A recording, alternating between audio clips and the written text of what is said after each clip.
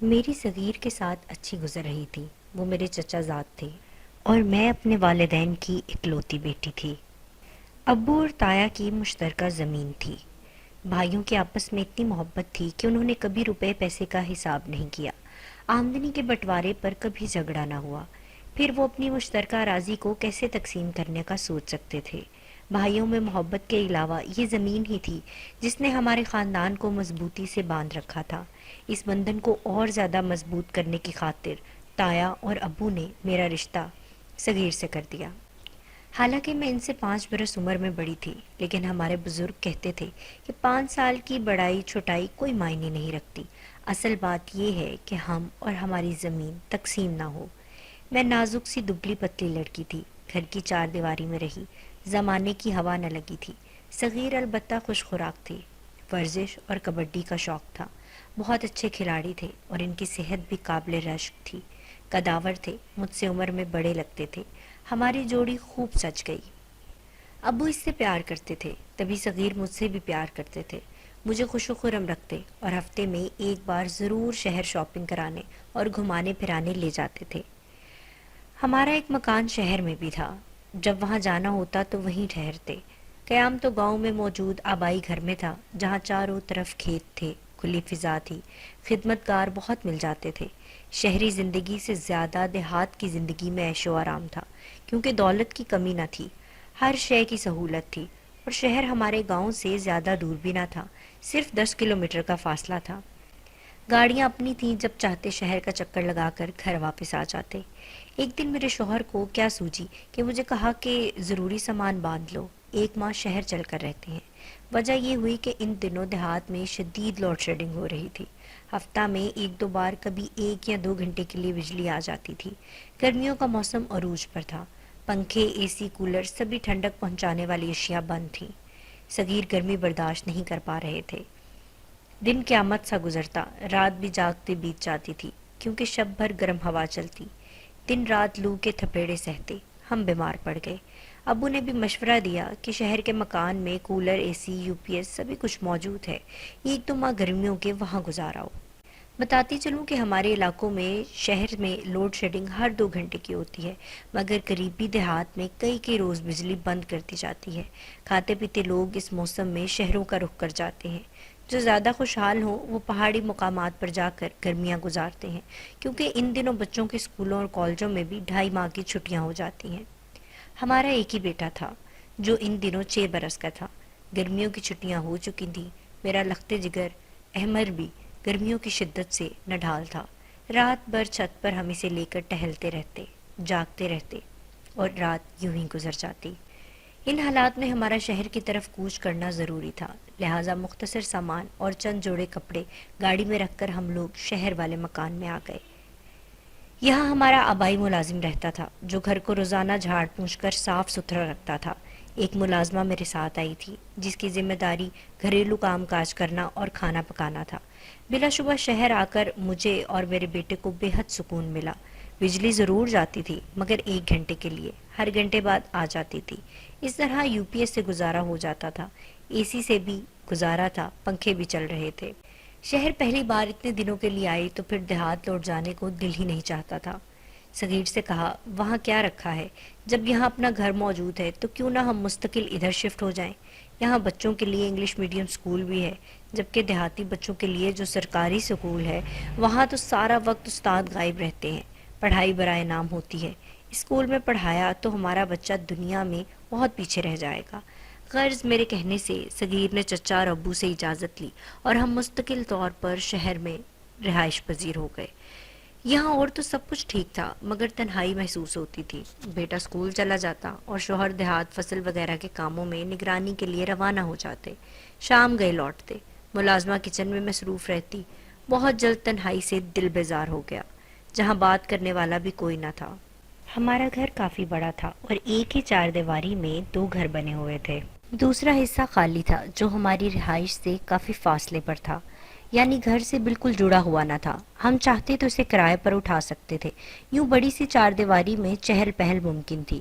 میرے سسر کرائے پر مکان اٹھانے کے خلاف تھے، کہتے تھے جانے کیسے لوگ ہوں، پردے کا بھی معاملہ تھا، کیونکہ صحن اور گارڈن ایک ہی تھا۔ میں نے صغیر سے کہا کیوں نہ ہم ایک ایسی فیملی تلاش کریں جو صرف خواتین پر مشتمل ہو اور مرد حضرات ان کے ہمراہ نہ ہوں، ایسی خواتین جن کے شوہر، باپ، بھائی وغیرہ دیار غیر کمانے کی غرض سے چلے گئے ہوں، یا کوئی بیوہ جو کرایہ پر آنا چاہتی ہو۔ اس طرح کم از کم میری تنہائی دور ہو جائے گی، میں اپنی کرایہ دار خواتین سے میل جول رکھوں گی، باتیں ہوں گی، وقت اچھا گزر جائے گا۔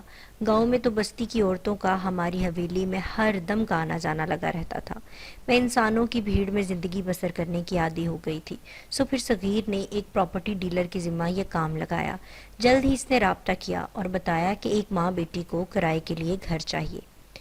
خاتون کا خاوند بیرون ملک کمانے کی غرض سے گیا ہوا تھا اور وہ ہر ماہ ایک معقول رقم بھیجتا تھا۔ اب یہ دونوں اپنے لیے ایک مناسب گھر کی تلاش میں تھیں۔ میں نے فوراً کہا ان سے ملوائیے، اچھی لگیں تو اطمینان کر لینا اور کرائے پر گھر دے دینا۔ لہٰذا صغیر نے پراپرٹی ڈیلر سے کہہ دیا کہ ان دونوں کو گھر لے آؤ۔ اگلے روز ایک خاتون جن کی عمر 40 کے قریب تھی ہمارے گھر آ گئی، ساتھ بیٹی بھی تھی، عمر 17 برس ہوگی۔ دونوں ہی خوبصورت اور نئے فیشن کی قیمتی لباس میں ملبوس تھیں، بڑے شہر سے آئی لگتی تھیں۔ پہلی نظر میں مجھے یہ دونوں کھٹک گئیں، تاہم آ چکی تھیں۔ ڈرائنگ روم میں بٹھانا پڑا، باتیں شروع ہوئیں تو انہوں نے کچھ اس اپنائیت سے بات کی کہ میرا دل مو لیا۔ بہت خوش اخلاق، ہنسمکھ اور بات کرنے کا خوب سلیقہ تھا۔ بتایا کہ لاہور میں رہائش ہے اور یہاں کچھ زرعی زمین خرید لی ہے، اسی وجہ سے کچھ عرصہ قیام رہے گا۔ کرایہ توقع سے بڑھ کر دے رہی تھی، مرد ساتھ نہ ہونے کی وجہ سے ہمیں ایسے ہی کرایہ داروں کی طلب تھی، لہٰذا گھر ان کو دے دیا اور کرایہ نامہ پر دستخط بھی اسی دن ہو گئے۔ اگلے روز میں نے مکان کی صفائی وغیرہ کروا دی اور یہ ماں بیٹی اپنا مختصر سامان لے کر ہمارے گھر میں شفٹ ہو گئی۔ مالی طور پر خوشحال تھیں، ہم کو کوئی پریشانی نہ تھی۔ لاہور میں رشتہ دار تھے مگر ان سے ملنے جلنے کوئی نہیں آتا تھا۔ روز 1 گھنٹے کے لیے میری ملازمہ جاتی، ان کے گھر کی صفائی وغیرہ کر کے آ جاتی، سودا سلف بھی ہمارے ملازم سے منگوا لیتی۔ خاتون کا نام صفیہ تھا اور بیٹی کا نام زرینہ۔ زرینہ نے حال ہی میں ایف اے کیا تھا، ابھی رزلٹ نہیں آیا تھا۔ یہ دونوں سارا دن اکیلی گھر میں بور ہوتی، لہٰذا روز شام کو ہم باغ میں کرسیاں ڈال کر بیٹھ جاتے اور گپ شپ کرتے تھے۔ زرینہ زیادہ باتیں نہیں کرتی تھی، وہ اکثر خاموش رہتی، سنجیدہ قسم کی لڑکی تھی، مگر ماں کافی باتونی تھی، اس قدر شگفتہ گفتگو کرتی کہ ہنس ہنس کر برا حال ہو جاتا۔ سچ کہوں کہ ان کے آ جانے سے گویا میری بے رونق اور بور سی زندگی میں بہار آ گئی۔ اکثر دوپہر کو ان کو کھانے پر بلا لیتی اور ہم اکٹھے لنچ کرتے، البتہ جس دن صغیر گھر پر ہوتے یہ ادھر کا رخ نہ کرتی۔ میری طرف جب آنا ہوتا پہلے ملازمہ کو بلا کر پوچھ لیتی کہ صغیر تو گھر پر نہیں ہے، میں کہلواتی کہ صغیر گھر پر نہیں ہے، آپ آ جائیے۔ یوں ہم روزانہ گھنٹوں ساتھ گزارنے لگے۔ میں اس کی ماں کو آپا کہتی تھی۔ ان کو بے شمار اچھی ڈشیں بنانی آتی تھیں اور مجھے آئے دن کوئی نہ کوئی نئی ڈش سکھاتی تھیں۔ خاص طور پر چائنیز اور غیر ملکی کھانے تو کمال کے بناتی تھیں۔ انہوں نے کچھ عرصہ اپنے شوہر کے ہمراہ بیرون ملک قیام کیا تھا اور وہاں کوکنگ کا کورس کیا تھا۔ کیک، پیسٹری اور بیکنگ بھی کمال کی جانتی تھی۔ میں بہت خوش تھی کہ ایک ایسی کرایہ دار ملی ہے جس نے مجھے کھانے پکانے کے ہنر میں طاق کر دیا ہے، ورنہ میں 4 سالن ہی بنانا جانتی تھی، وہ بھی روایتی قسم کے۔ زرینہ کو سلائی سے شغف تھا، وہ ہر قسم کے ڈیزائن والے ملبوسات سی لیتی تھی، وہ درزی سے اچھی سلائی کرتی تھی۔ میں نے ٹیلر ماسٹر کے پاس جانا چھوڑ دیا، اپنے سارے کپڑے زرینہ سے سلواتی تھی۔ ان کے پاس سلائی مشین نہ تھی، جب سلائی کرنی ہوتی تو زرینہ میرے گھر آ جاتی اور کپڑے سیتی۔ اسی دوران اگر کبھی صغیر بھولے بھٹکے گھر آ جاتے تو یہ اپنے کام میں مگن اور مشغول رہتی، ان سے ہم کلام ہونا تو کجا آنکھ اٹھا کر بھی نہیں دیکھتی تھی۔ صفیہ نے صغیر سے بس دور سے ہی دعا سلام رکھی، زیادہ تر مجھ سے ہی تعلق اور واسطہ رکھتی تھی۔ کرایہ ہر ماہ کی پہلی تاریخ کو میرے ہاتھ پر لا کر رکھ دیتی۔ جلد ہی ماں بیٹی سے گہری دوستی ہو گئی، اس طرح گھل مل گئے جیسے میری قریبی رشتہ دار ہوں، ایک پل ایک دوسرے کے بنا رہنے کو روادار نہیں تھے۔ میری مجبوری تھی، مہینے چند دن ضرور گاؤں جانا ہوتا تھا۔ چچا چچی اداس ہو جاتے تھے، ہم اکثر ہفتہ اور اتوار کو گاؤں گزارتے۔ صغیر ہم کو صبح گاؤں چھوڑ کر شہر آ جاتے اور اپنے کام کاج کر کے اتوار کی شام کو واپس لینے آ جاتے۔ وقت بہت اچھا بیت رہا تھا کہ اچانک ایک روز آپا صفیہ انکشاف کرنے لگیں کہ انہوں نے جو زمین خریدی ہے اس میں کچھ معاملہ ہو گیا ہے اور کیس کرنے کے لیے کسی اچھے وکیل کی ضرورت ہے۔ میں نے صغیر کو بتایا، وہ خود BA LLB تھے، اگرچہ باقاعدہ وکالت نہیں کرتے تھے لیکن اکثر کورٹ جا کر وکلا دوستوں میں بیٹھتے تھے۔ آپا کی مدد کی درخواست کی۔ انہوں نے کہا آپا سے کہو فکر نہ کریں، میرے دوست اچھے وکیل ہیں، میں یہ معاملہ حل کروا دوں گا۔ اس معاملے کی وجہ سے آپا ان سے گفتگو کرنے لگی۔ انہی دنوں آپا نے بتایا کہ ان کے شوہر آ رہے ہیں، لہٰذا وہ لاہور جا رہی ہیں۔ زمین کے کاغذات، وکالت نامہ وغیرہ صغیر کے سپرد کر کے وہ بیٹی کے ہمراہ لاہور روانہ ہو گئیں۔ ان کے گھر سے جانے سے گھر سونا سونا ہو گیا۔ پہلے سے ہی پھر تنہائی کا احساس ستانے لگا، اب جی نہیں لگتا تھا۔ میں دن گن رہی تھی کہ کب وہ واپس آئیں۔ انہی دنوں چچی بیمار پڑ گئیں اور مجھے گاؤں جانا پڑا۔ خدا کی مرضی، بیماری نے شدت اختیار کی، 1 ماہ تک شہر نہ جا سکی، یہاں تک کہ چچی کا انتقال ہو گیا۔ ان کی وفات کے بعد 40 دن شہر کے مکان میں جانے سے قاصر رہی۔ پھر چچا نے حکم صادر کیا کہ اب گھر سنبھالنے والا کوئی نہیں، لہٰذا بہو اور پوتا یہی میرے پاس رہیں گے۔ ان کی حکم عدولی کی مجال کس میں تھی؟ ناچار ہم کو شہر کی سکونت ترک کر کے دوبارہ دیہات میں رہنا پڑا، لیکن صغیر کا شہر جانا لازم تھا، کبھی کسی معاملے میں اور کبھی کسی کورٹ کچہری کے امور کے سلسلے میں۔ عرصے تک مجھے علم نہ ہوا کہ شہر والے مکان میں کیا حالات ہیں۔ یہاں ملازم ہمیشہ اپنے مالک کے اشارے پر چلتے ہیں۔ انہوں نے بنا بتایا کہ آپا اور زرینہ اب بھی ہمارے گھر میں رہتی ہیں۔ صغیر نے یہی باور کرایا تھا کہ وہ لاہور جا کر دوبارہ نہیں لوٹی اور ہمارے مکان کو چھوڑ گئی ہیں۔ مجھ کو یقین کرنے میں اس میں کوئی مانعت بھی نہیں تھی، یقین کر لیا، کیونکہ شک و شبہ کی کوئی گنجائش ہی نہیں تھی۔ 6 ماہ میں ان خواتین کے طرز عمل سے ہرگز کبھی کوئی ایسی بات نہ آئی کہ وہ غلط قسم کی ہیں یا صغیر میں دلچسپی رکھتی ہیں۔ وہ تو بس میری ذات تک ہی محدود رہتی تھیں۔ انہی دنوں میرے بیٹے کا نکاح قریبی رشتہ دار کی لڑکی سے ہونا قرار پایا۔ چچا نے یہ فیصلہ کیا، ہم لوگوں میں بچوں کے نکاح ادائیلی عمر میں کر دیے جاتے ہیں، رخصتی بعد میں ہوتی ہے، لیکن نکاح کی تقریب شادی جیسی دھوم دھام سے ہوتی ہے۔ ان دنوں میرا بیٹا صرف 16 برس کا تھا، جس کی لڑکی کی عمر 14 برس تھی۔ جب نکاح کی رسم کا اہتمام ہوا، اچانک ہی اس پر انکشاف ہوا۔ سب ششدر رہ گئے کہ صغیر نے دوسری شادی شہر میں کر رکھی ہے۔ انہوں نے اپنے والد سے کہا جب تک میری دوسری بیوی کو شریک نہیں کریں گے میں شادی میں شریک نہیں ہوں گا۔ تایا ابو کا رد عمل کیا ہوا نہیں معلوم، لیکن پھر انہوں نے اجازت دے دی۔ یوں نکاح کی تقریب میں صغیر اپنی دوسری بیوی اور اپنی ساس کے ہمراہ دیہات والے گھر میں وارد ہوئے۔ ان کو دیکھ کر میری آنکھیں پھٹی کی پھٹی رہ گئیں۔ وہ نہایت بیش قیمت لباس میں تھیں اور سونے کے زیورات میں لدی بندھی تھیں۔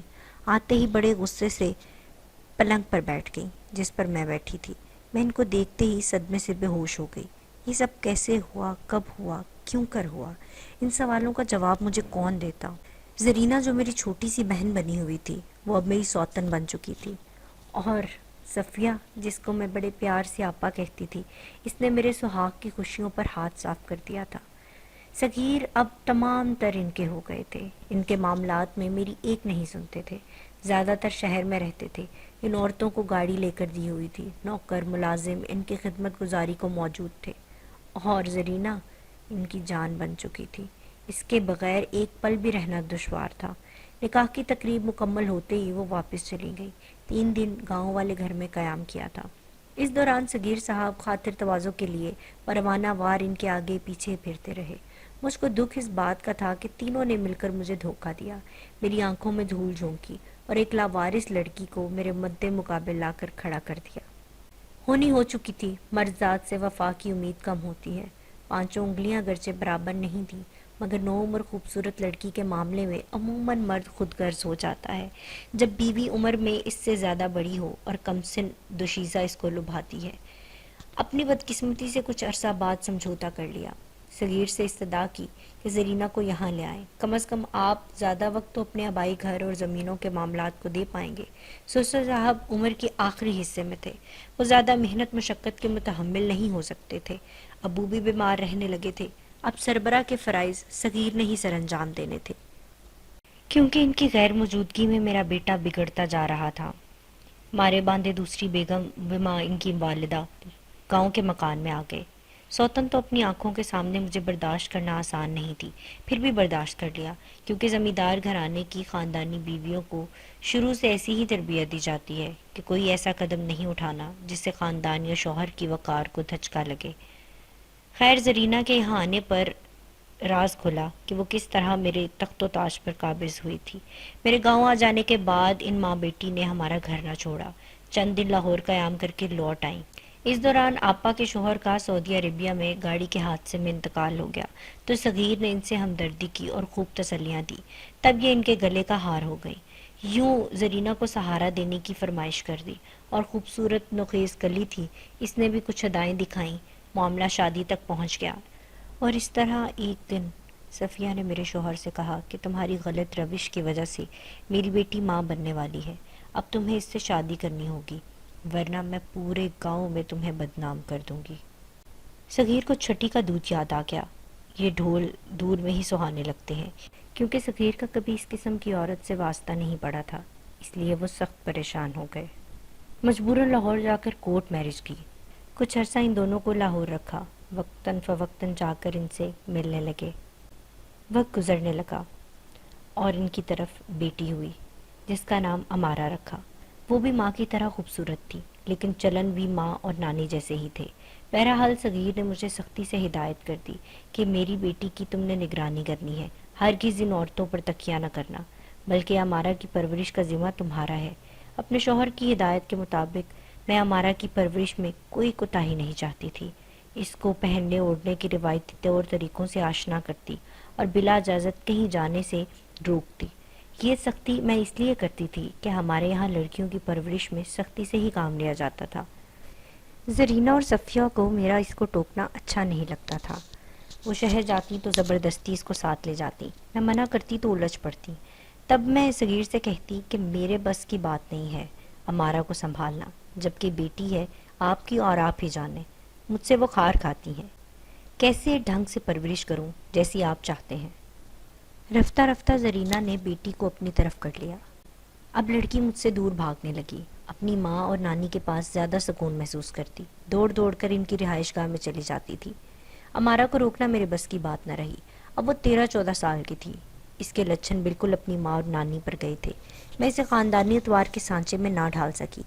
8ویں میں پڑھتی تھی، آئے دن اسکول سے دیر آتی، ڈرائیور کو واپس بھیج دیتی اور کہتی کہ میری دوست اپنے ڈرائیور کے ساتھ مجھے ڈراپ کر دے گی، مجھے اس کے گھر جا کر پرچے کی تیاری کرنا ہے۔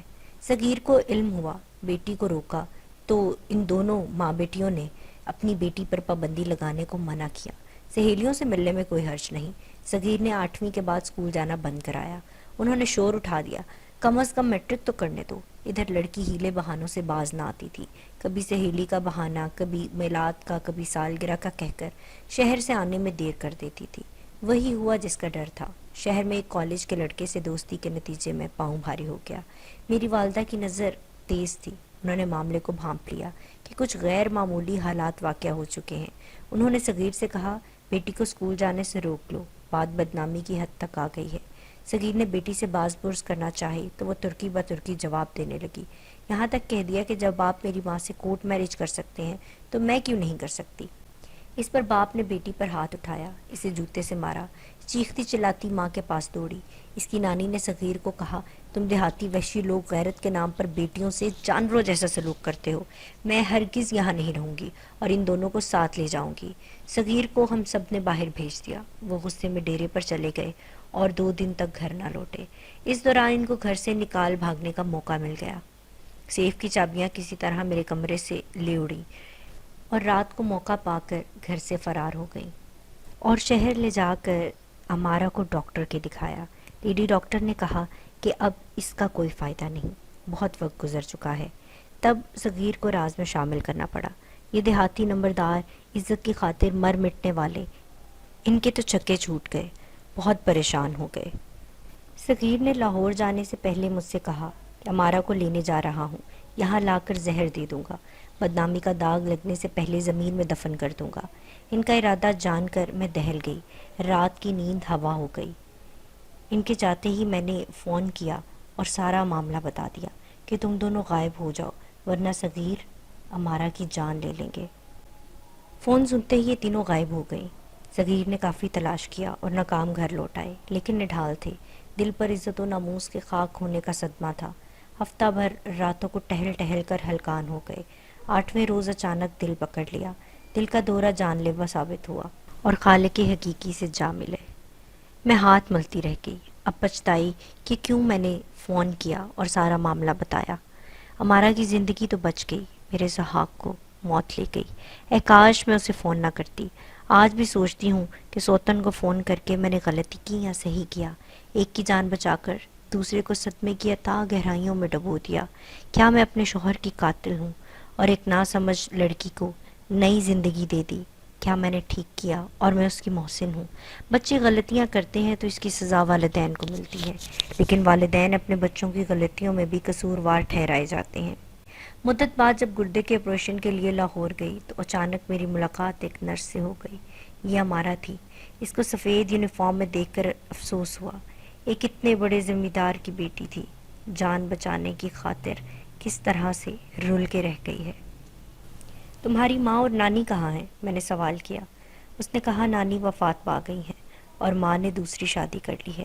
میں نرسنگ ہاسٹل میں رہتی ہوں۔ میں نے مردہ سی آواز میں کہا۔ جی چاہا اسے اپنے ساتھ گھر لے جاؤں، مگر اپنے بیٹے کا خیال آتے ہی ڈر گئی کہ کہیں وہ آج بھی اس کی جان نہ لینے پر آمادہ ہو۔